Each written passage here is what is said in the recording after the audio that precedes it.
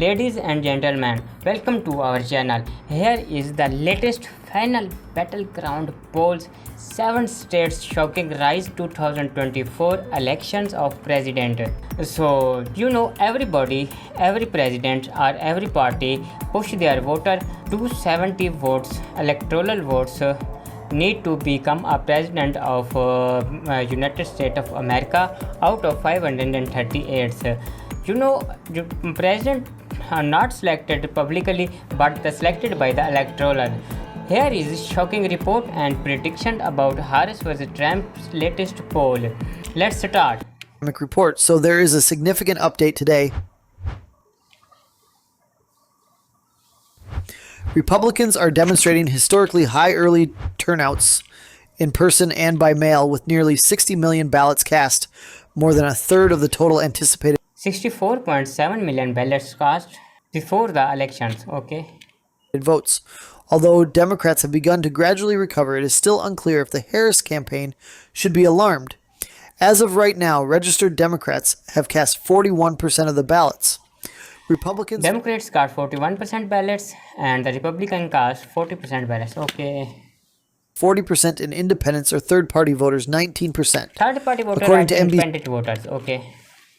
NBC News useful early voting tracking tool. This indicates that there is a lot less polarization in early and absentee voting than there was in 2020.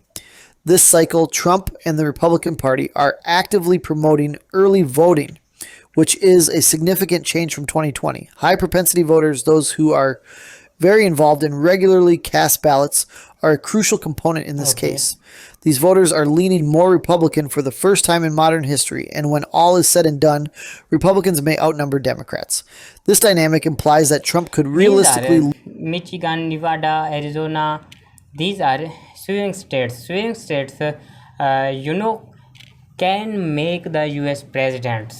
So these states are battleground states and very important. So here every president, every party like Democrats, Independent and Republicans run a heavy election campaign. Lose the independent vote by a few points and still be competitive in the race for 270 electoral votes, which is crucial, as well as the national popular vote. In light of this, let's examine the Electoral College map, examining polling, demographic trends, and early vote data to gain a better understanding of the current situation. I'll omit a thorough examination of each candidate's safe state in order to keep things going. According to preliminary vote data, Republicans should win handily in Montana, Idaho, Wyoming, Utah, and Alaska as predicted, which may lean even more to the right this cycle and is among the whitest, most rural, and oldest districts in the nation. Kamala Harris ought to win New Mexico with ease. Notably, New Mexico supported Biden by 11 points compared to Colorado's 13.5, marking the first time since 19 that the state voted to the right of its neighbor. Since New Mexico is the most Hispanic state in the country, and Colorado is one of the states with the fastest left-leaning trends, I anticipate that they will diverge even more this cycle. In recent cycles, the Hispanic vote has tended to the right, and this trend is anticipated to continue. For the time being, though, I have New Mexico in the likely blue column. In Maine, where the 1st district is strong and the statewide race is probably blue, Harris is also strongly favored. In 2020, Maine voted for Biden by 9 points, and according to the polls, she will lead by at least that amount in 24. That leaves us with just 12 states left, totaling 191 electoral votes. Beginning with Nevada, these are the battlegrounds that are most likely to determine the outcome of the election. More attention has been paid to this. Nevada is the swimming states, and here it's very difficult to decide which candidate becomes success in these states, like Nevada, Arizona, and 5 other states' early vote totals than to any other this cycle. Normally, we'd be talking about the Democratic firewall at this point and whether Republicans could make up ground on Election Day. Republicans currently lead Democrats by 4 points with 39. Republican leading more 0.4% more. Trump leading 0.5% more. Of returned ballots being Republican and 30% being Democratic, despite the fact that over 850,000 ballots have already been cast, or roughly 60% of the total 2020 turnout. Although it has somewhat closed recently, this disparity is still the most alarming development for the Harris campaign to date. In 2020, Biden was able to keep Nevada in the Democratic column by 2.4% after the final early vote total of 1.3 million votes in Nevada favored Last time in 2020 elections, Biden won the Nevada. Okay. Democrats by 4 points. In contrast to national trends, Nevada has gradually shifted to the Republican Party. Although Biden won the national popular vote by a larger margin, he retained Nevada by the same 2.4% margin as Hillary Clinton in 2016. In 2024 election presidential result, so Biden got 50.1 and Trump got 47.7 votes. Okay. Additionally, Republicans took advantage of this trend in 2022 by taking over the governor's office. According to the average of 538 polls, Harris is currently ahead of Trump by the smallest possible margin, literally 0.1%. Democrats will have to hope that they can weaken the Republican early vote advantage over the course of the next week in a race this close. If he doesn't, Trump might be on course to surpass expectations not just in Nevada, but possibly in other battlegrounds as well.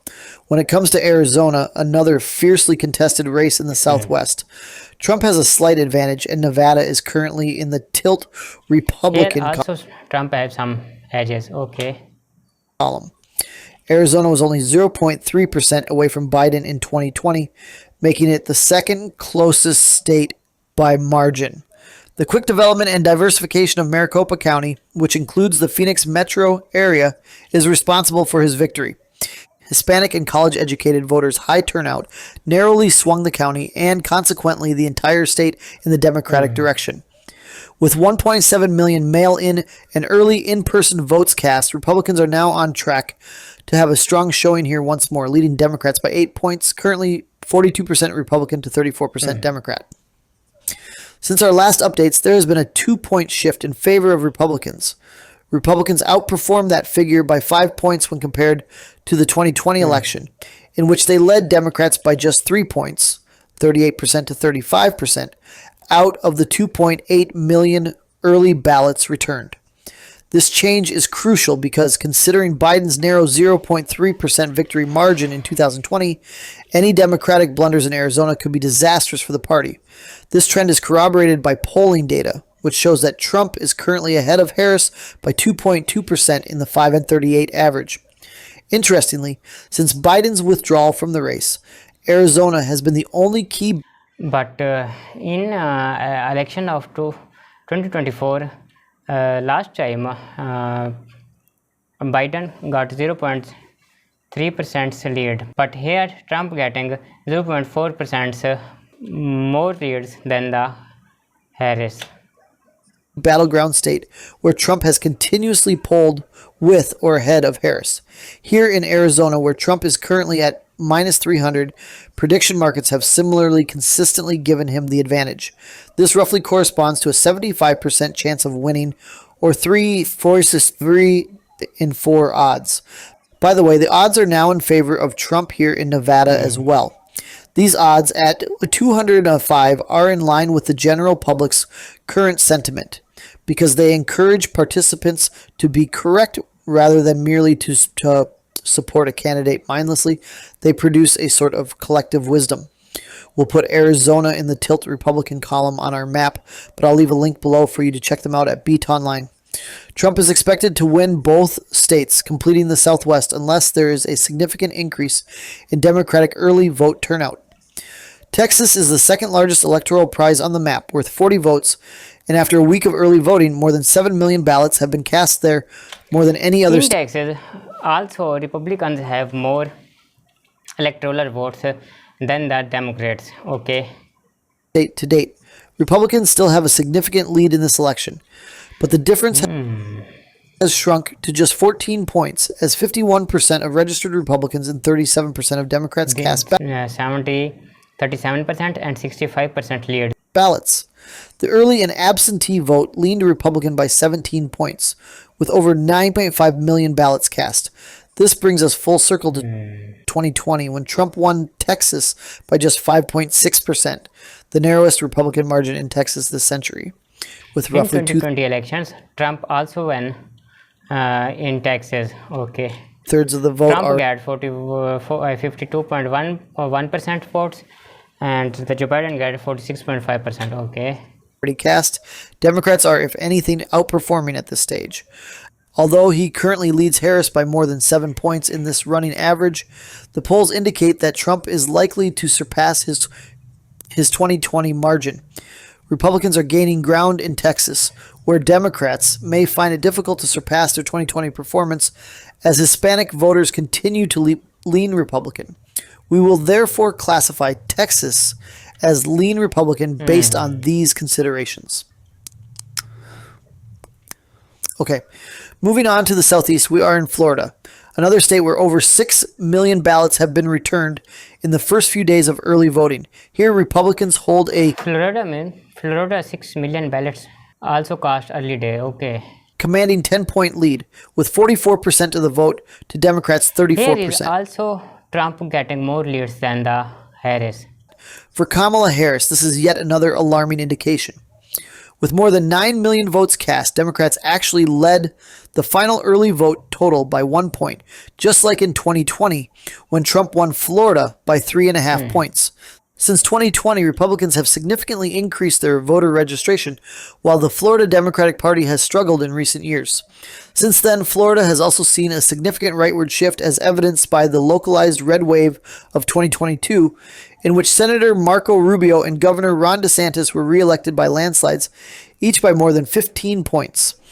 According to polls, Trump might win Florida in 2024 by the largest margin for a presidential candidate in decades. Florida now joins Texas in our map's lean Republican category as a result of these trends. The closest state is Georgia, where Joe Biden won by a slim margin of 0.2% in 2020, turning the peach state blue for the first time in 30 years. In Georgia, 38 million ballots cast. Atlanta's quick development and diversification, along with the high In Georgia, 3.8 million ballot cast. Okay. high turnout of black voters helped Biden win the state by a slim margin. The possibility of racial depolarization is a significant trend this cycle, as evidenced by the growing support for Trump among black and Hispanic voters. In Georgia, where Democrats depend on large turnout and significant margins among black voters, Trump is up more than 20 points among black voters compared to 2020, according to recent polling crosstabs from mid-October to the end of the month. With approximately 3.5 million ballots already cast in person or by mail, Georgia's early voting is also breaking records. Republicans are now ahead by 3 points, 48% to 45%. It's important to remember that in 2020, Republicans outnumbered Democrats by 8 points in early voting out of 4 million ballots. Harris has some more lead than the Trump. Though this difference has somewhat narrowed. Georgia is currently emerging as one of the Harris campaign's more formidable battlegrounds in the early vote, even though Democratic numbers may still be exaggerated because of the initial spike in mail-in ballots, which typically lean Democratic. Georgia is still listed as a tilt Republican on our map for the time being, but we'll be keeping a careful eye on these figures over the coming week. Democrats must establish a strong early voting lead in North Carolina, which is now on the southeast coast. This is because on Election Day, rural areas that are dominated by Republicans are predicted to vote heavily for Trump. However, out of the 3.3 million ballots cast so far, Democrats are once again performing poorly, trailing Republicans by 1 point. Again, Democrats are currently falling short of their 2020 numbers in a state where the position is here also not strong, but slightly different from the Republicans. They need a high turnout to have a chance. In 2020, Democrats built a firewall of 5 points over Republicans heading into Election Day among about 4.5 million ballots, but Trump won the state by more than a point. At the moment, Trump is 1.1% ahead of Harris in the fifth 38 average. Thus, on our map, North Carolina will be included in the group of Sunbelt states that lean Republican. Trump's electoral vote total now stands at 268, just short of the crucial threshold. Let's move on to the Midwest, starting with Minnesota, the home state of Tim Walz, Harris's running mate, with 6 states remaining. In 2020, Democrats led the early vote by 13%, and Joe Biden won Minnesota by a 7-point margin. Democrats are ahead of Republicans by 23 points after almost a million. In Minnesota, Democrats have more votes than the Republicans. Some of votes also have the independent leaders. Ballots were returned today. Over the past few days, as early in-person ballots have replaced the initial waves of mail-in votes, this lead has somewhat shrunk. For Harris and Walsh, Minnesota will remain comfortably in the lean category on our electoral map. We can now concentrate on the Wimpah states: Wisconsin, Michigan, and Pennsylvania. The 3 main upper Rust Belt states. Wisconsin, Michigan, and Pennsylvania are also swing states like That will once more be Nevada and Arizona. Crucial in this contest. Up until their narrow switch to Trump in 2016, these states have voted together in every election since 1988, consistently supporting Democrats. He has the votes he needs to reach 270 by less than a point. But in 2020, they all turned back to Biden, ensuring his ascent to the presidency. Again, winning at least one of these states is likely to be the deciding factor in both candidates' paths to 270 in the 2024 election. Kamala Harris may require all 3. A clean sweep of the Rust Belt states, beginning with Wisconsin, would allow Harris to reach 270 electoral votes, even if Trump were to sweep the 4 Sunbelt battlegrounds as he does here. In both demographics and structure, it is widely regarded as the most Republican of the 3 upper Midwest states. With a larger, more rural population, Wisconsin has continuously leaned to the right of Michigan and Pennsylvania in recent cycles, making it particularly sensitive to Trump's appeal to white working-class voters. We are still headed for an incredibly close conclusion. As Election Day approaches, be sure to subscribe to my channel below for more updates. However, that concludes today's video. Please see the description below for a shout out to my channel members. Please leave a like. And amazing reports. But this is also decided on the election day who win or who lose. So this is the smallest report on a map projection. So I hope you like this video. Please subscribe and support our channel. Goodbye for the next.